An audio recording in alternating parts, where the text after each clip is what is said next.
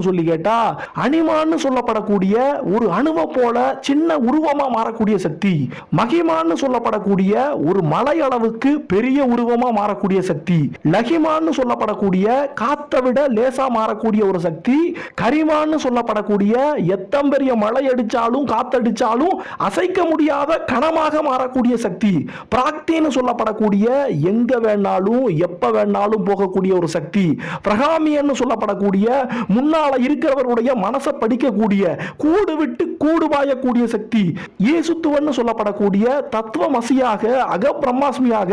நம்மளும் சாமியும் வேற வேற இல்ல அப்படின்னு மாறக்கூடிய சக்தி, வசித்துவன்னு சொல்லப்படக்கூடிய நம்ம பக்கத்துல நம்ம எதிரியை கூட சேர வைக்கக்கூடிய சக்தி, அத்தனை பேரையும் நம்ம வசமாக்கக்கூடிய சக்தி, இப்படி அத்தனை விஷயங்களும் இந்த அஷ்டமா சித்திகளும் ஒரு வரம், ஒரு படிப்பு, ஒரு மந்திர கலை, இதை கொடுக்கிறவ இந்த வாழையம்மா தான்.